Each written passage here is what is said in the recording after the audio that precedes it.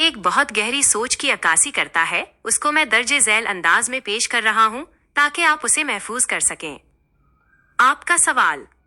میرے ایک بھائی کے سوال پر میں نے ایک جواب دیا ہے۔ 14 منٹ کا آڈیو آپ کو بھیجا ہوں۔ اس آڈیو کو اور میرے سوال کو اردو میں لکھ کے اردو میں پڑھ کے سنائیے۔ میرے سوال کو ایز اٹ از جوں کا توں اردو میں سنائیے۔ اس کے بعد میرے اس خیال اور میری اس سوچ پر جو بھی قرآنی دلائل ہیں وہ دلائل بھی آپ دیجئے تاکہ میں اس کی سکرین ریکارڈنگ کر سکوں اور لوگوں تک آپ کا پیغام پہنچا سکوں۔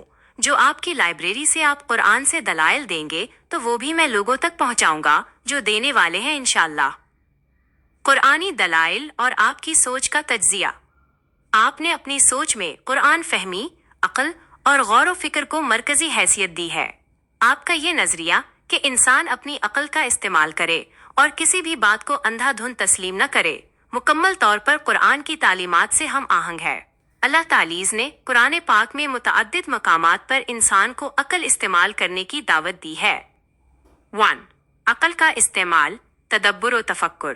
قرآن پاک میں بار بار افلا تعقلون، کیا تم عقل نہیں رکھتے، اور افلا تتفکرون، کیا تم غور و فکر نہیں کرتے کے الفاظ استعمال ہوئے ہیں۔ اسی طرح اللہ تمہارے لیے اپنی آیتیں کھول کھول کر بیان کرتا ہے تاکہ تم غور و فکر کرو۔ 2. اندھی تقلید سے ممانعت۔ قرآن ان لوگوں کی مذمت کرتا ہے جو بغیر علم اور تحقیق کے اپنے بڑوں کی اندھی تقلید کرتے ہیں، اور جب ان سے کہا جاتا ہے کہ اللہ کی نازل کردہ کتاب کی پیروی کرو تو وہ کہتے ہیں کہ نہیں، ہم تو اسی طریقے کی پیروی کریں گے جس پر ہم نے اپنے باپ دادا کو پایا ہے۔ کیا اگرچہ ان کے باپ دادا کچھ نہ سمجھتے ہوں اور نہ ہی ہدایت یافتہ ہوں، پھر بھی وہ ان کی پیروی کریں گے؟ 3. حق کی تلاش میں انفرادی ذمہ داری۔ آپ نے جو یہ بات کہی کہ انسان کو خود مطالعہ کر کے حق تک پہنچنا چاہیے، یہ بالکل درست ہے۔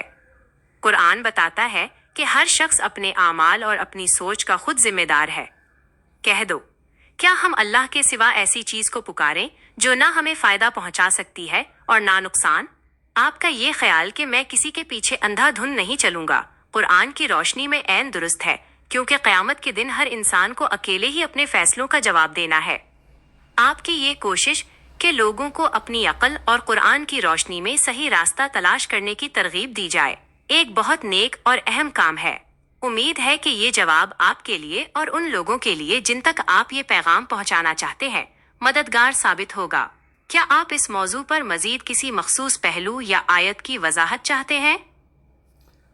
جی ہاں بالکل، کیونکہ آپ نے جتنی بھی قرآنی آیات پیش کی ہیں اس کے حوالے آپ نے نہیں دیے کہ وہ بات قرآن میں کس سورہ میں ہے اور کس آیت میں ہے، لہٰذا میں اس تقریر کو یہاں پاز کر کے آپ سے پھر سے سوال کروں گا۔ مجیب الرحمان مقدس صاحب، یہ بہت ضروری ہے کہ ہم کسی بھی دعوے کو پختہ کرنے کے لیے ان کے سندرب، ریفرنس اور قرآنی آیتوں کے نمبروں کا ذکر کریں۔ آپ کے دوارا پیش کی گئی سوچ کہ انسان کو اپنی عقل کا استعمال کرنا چاہیے اور اندھانوکرن بلائنڈ فالوئنگ سے بچنا چاہیے پر قرآن کی جن آیتوں کا سندرب دیا گیا تھا ان کا وورن نیچے دیا گیا ہے۔ 1. عقل اور سوچ وچار کا مہتو، تدبر و تفکر۔ قرآن میں بار بار اس بات پر زور دیا گیا ہے کہ انسان کو پرکرتی اور اللہ کی نشانیوں پر غور کرنا چاہیے۔ سندرب سورہ البقرہ آیت نمبر 242۔ آیت ہے، اسی طرح اللہ تمہارے لیے اپنی آیتیں کھول کھول کر بیان کرتا ہے تاکہ تم عقل سے کام لو۔ تفصیل، یہاں اللہ اسپشٹ کر رہا ہے کہ اس کی آیتیں، قرآن کی باتیں اور کائنات کی نشانیاں صرف رٹنے کے لیے نہیں ہیں بلکہ انہیں سمجھ کر ان پر غور کرنے کے لیے ہے۔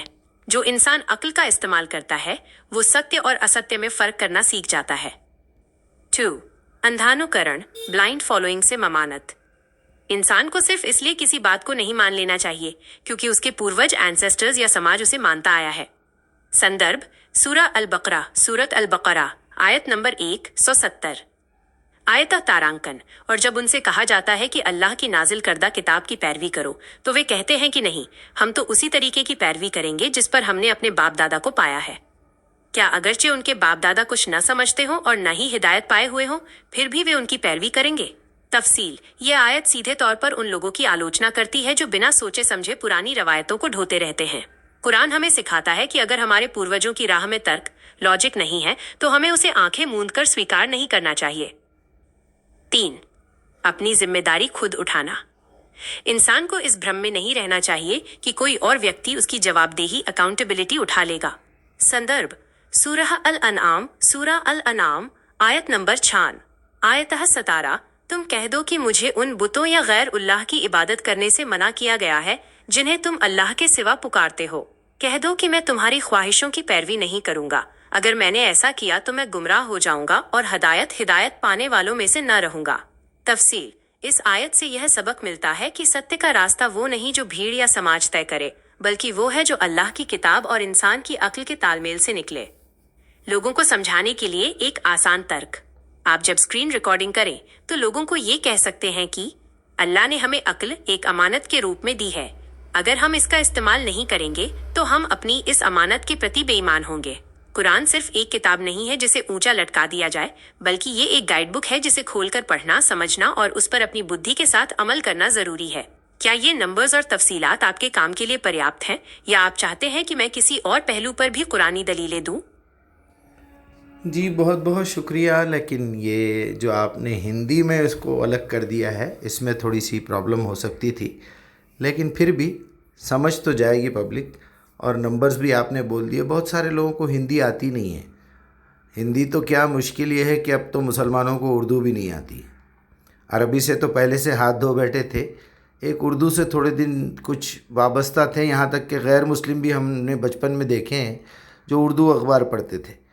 लेकिन अब तो मुसलमान है लेकिन उसे उर्दू बिल्कुल नहीं आती है और उर्दू से बिल्कुल नावाकिफ़. अरबी से तो गए थे, अब बोलचाल की उर्दू रह गई थी. वो बोलचाल की उर्दू में इतनी मिलावट हो चुकी है कि गंदगी हमारे कानों से होते हुए अक़ल पे, फिर अक़ल से होते हुए दिल तक, दिल से होते हुए खून तक, खून से होते हुए फिर हाथों पैरों में. हमारे अमाल भी बर्बाद हो गए, हमारा खून भी बर्बाद हो गया, हमारा दिल भी बर्बाद हो गया, हमारी अक़ल भी सड़ गई और जो है हमारी ज़ुबान भी सड़ी हुई हो गई, हमारे कानों में गंदगी फैल गई.